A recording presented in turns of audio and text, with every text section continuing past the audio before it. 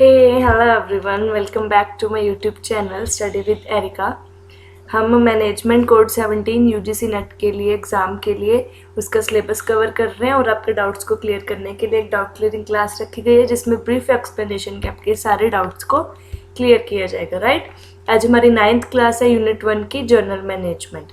इससे पहले वाली क्लासेस जिसने नहीं देखी हैं go and check those classes. हमारी यूनिट 2 भी साथ में चल रही है गाइज। राइट, आज की क्लास शुरू करते हैं, देखते हैं हमने क्या क्या टॉपिक करने हैं आज हम डायरेक्टिंग कंप्लीट कर देंगे। डायरेक्टिंग के पहले हम इंट्रोडक्शन देखेंगे, फिर उसके कैरेक्टरिस्टिक्स देखेंगे, देन देखेंगे कि उसके क्या क्या प्रिंसिपल्स हैं। राइट, जैसे हमने ऑर्गेनाइजिंग के प्रिंसिपल्स देखे थे उसी तरह डायरेक्शन प्रोवाइड करने भी काफ़ी सारे प्रिंसिपल्स हैं। देखो डायरेक्टिंग क्या होता है।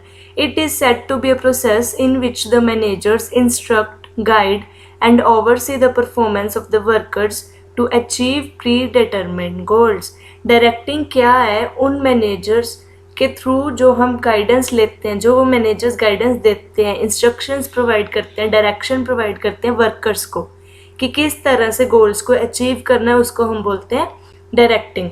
सबसे पहले हमने प्लानिंग की, प्लानिंग करने के बाद हमने ऑर्गेनाइजिंग की। राइट, एंड ऑर्गेनाइजिंग करने के बाद हमें जिस स्किल्स का स्टाफ चाहिए था हमने उस स्टाफ की स्टाफिंग की। अभी उस स्टाफ को डायरेक्ट करना भी ज़रूरी है सो दैट हम गोल्स अचीव कर पाएँ, इसलिए हमारा 4th स्टेप जो है वो डायरेक्टिंग, हम उनको डायरेक्ट करते हैं। कैरेक्टरिस्टिक्स क्या है डायरेक्टिंग के, एक तो ये परवेसिव फंक्शन है, परवेसिव मीन टू भी हर लेवल पे यूज़ होता है। कंटिन्यूस एक्टिविटी, देखो गाइडेंस प्रोवाइड की जाएगी जब तक आपका मैनेजमेंट का प्रोसेस चलता है, आपका मैनेजमेंट एग्जिस्ट करता है, तब तक आपका डायरेक्शन का भी स्टेप चलता है। Next is creative activity. ये क्रिएटिव एक्टिविटी है, ये उनकी परफॉर्मेंस को एनहांस करने के लिए, उनको इनएक्टिव से एक्टिव करने के लिए ज़रूरी है ताकि उनको रेगुलर डायरेक्शन प्रोवाइड की जा सके। Next is human factor. Human factor देखो समझना बहुत मुश्किल है, ह्यूमन के बिहेवियर को प्रिडिक्ट नहीं किया जा सकता। राइट, बट डायरेक्शन का जो फंक्शन है वो करना ज़रूरी है ताकि हम ह्यूमन के फैक्टर को अच्छी तरह से, उनके रिसोर्सेज को अच्छी तरह से यूटिलाइज कर पाएँ और उनसे गोल्स अचीव करने की एक्टिविटी को एग्जीक्यूट कर पाए। Next is executive function. Executive function का मतलब क्या है, देखो subordinate receive instructions of his superiors only. Subordinates किसके इंस्ट्रक्शंस पे काम करता है, सुपीरियर्स की। सुपीरियर्स क्या प्रोवाइड करेंगे उनको, direction. So directing is executive function. Next is delegate functions. इसमें क्या होता है, हम डेलीगेट करते हैं, हम अपने गोल को किस तरह से अचीव करना है उसको डेलीगेसी करते हैं ह्यूमन के थ्रू। राइट, अब हम ह्यूमन को डेलीगेट करते हैं, हम ह्यूमन को डायरेक्ट करते हैं कि किस पाथ के थ्रू, किस एक्टिविटी के थ्रू हमने ये गोल अचीव करना है। Next is principles of directing. ये आज का लास्ट टॉपिक है। प्रिंसिपल्स बहुत इंपॉर्टेंट है, इनका क्रक्स पॉइंट लिख लेना गाइज, हेडिंग लिखो एंड देन उसका की टर्म। ठीक है, first principle is principle of maximum individual contribution. इस प्रिंसिपल में क्या कहा गया है कि इसमें मैक्सिमम इंडिविजुअल कंट्रीब्यूशन होनी चाहिए। जब आप डायरेक्टिंग कर रहे हो, जब आप डायरेक्टिंग का स्टेप कर रहे हो तो उस पॉलिसी में, उस स्टेप में इंडिविजुअल का कंट्रीब्यूशन ज़्यादा होना चाहिए ताकि आप अपने ऑब्जेक्टिव्स एंड गोल्स को अचीव करो। सेकंड प्रिंसिपल है harmony of objectives. Proper coordination होनी चाहिए आपके ऑर्गेनाइजेशन के ऑब्जेक्टिव में एंड इंडिविजुअल के ऑब्जेक्टिव में। ठीक है, इस प्रिंसिपल के थ्रू क्या बताया गया है कि प्रॉपर दोनों में कोऑर्डिनेशन होनी चाहिए। देखो जैसे एग्जांपल दी हुई है, एम्प्लॉय जो वर्क करता है वो किसके लिए करता है, ताकि उसको अच्छी रेम्यूनरेशन मिले और उसकी प्रमोशन ऑर्गेनाइजेशन में।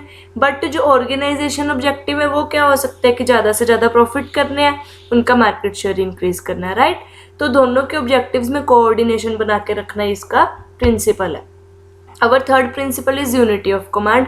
देखो ये हमारा ऑर्गेनाइजिंग का भी प्रिंसिपल था कि यूनिटी ऑफ कमांड होनी चाहिए। डिमांड करने वाला, ऑर्डर देने वाला सिर्फ एक ही बॉस होना चाहिए, डायरेक्शन प्रोवाइड करने वाला एक ही बॉस होना चाहिए। अगर हम रॉन्ग अप्रोच को यूज़ करेंगे, एक से ज़्यादा बॉसेस की सुनेंगे तो कन्फ्यूजन हो जाएगी आपकी ऑर्गेनाइजेशन में, प्रॉपर कोऑर्डिनेशन नहीं होगी। Right, fourth is principle of appropriateness of direction technique. Appropriateness, direction की टेक्निक अप्रोप्रिएट होनी चाहिए कि आपको किस तरह से लीडरशिप अडॉप्ट करनी है, किस तरह की कम्युनिकेशन करनी है, कैसे मोटिवेट करना है, किस किस टाइम पे मोटिवेट करना है, वो सारी टेक्निक्स अच्छे से यूज़ होनी चाहिए डायरेक्शन प्रोसेस में। Fifth principle is principle of managerial communication. Right, communication का उनमें होना चाहिए ताकि उनमें proper coordination and friendly nature बना रहे। subordinates get the same meaning for what has been said. जो superiors ने उनको meaning बताया है किसी direction का, वो subordinates को वही meaning समझ आना चाहिए. इसका मतलब communication proper होनी चाहिए, right? Next 6th principle is use of informal organisation. देखो जब हम इनफॉर्मल ऑर्गेनाइजेशन यूज करते हैं ना, ये हमारी फॉर्मल ऑर्गेनाइजेशन को भी रन करने में हेल्प करता है.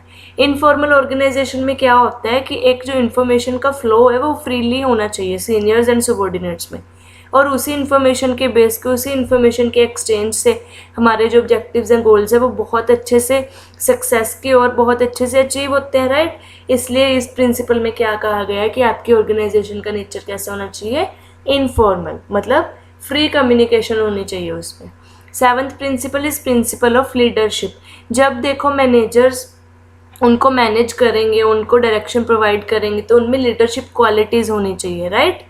मतलब उनको लीडरिंग करनी आनी चाहिए ताकि सबॉर्डिनेट्स इन्फ्लुएंस हो अपने मैनेजर से और वो वही काम करे जो उनके मैनेजर चाहते हैं, जो उन्होंने उनको डायरेक्ट किया है. Our 8th principle is and last principle is principle of follow through. Follow through का मतलब देखो क्या है, जैसे हम फीडबैक लेते हैं ना, जैसे हमने सारा कुछ कर लिया, सब प्लान कर लिया, उसके बाद हमें फीडबैक लेनी होती है, राइट. जैसे हमने सेंडर को मैसेज सेंड किया, देन रिसीवर ने हमें क्या उस मैसेज की फीडबैक दी, वो होता है फॉलो थ्रू. इस प्रिंसिपल में क्या कहा गया है, जैसे आपने डायरेक्शन प्रोवाइड की, देन उसको चेक करना ज़रूरी है दैट उस डायरेक्शन के हिसाब से आपके एम्प्लॉयज़ काम कर रहे हैं या नहीं.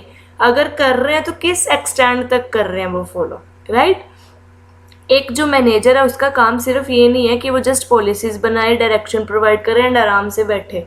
नो, उसको उसके बाद फीडबैक भी लेनी पड़ती है. मतलब एक मैनेजर का वर्क भी कंटिन्यूस चलता रहता है. वो पहले पॉलिसीज़ बनाता है, देन उनको डायरेक्ट करता है और फिर उसके बाद उसकी फीडबैक लेता है. और फीडबैक का सबसे बड़ा एडवांटेज क्या होता है कि अगर कोई प्रॉब्लम आ रही है इम्प्लीमेंटेशन में, डायरेक्शन में या लीडरिंग करने में, तो वो नोटिस करके उसको क्योर कर सकता है.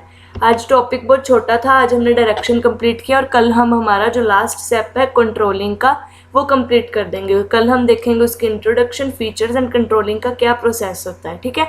तो कल हमारे फंक्शंस कंप्लीट हो जाएंगे.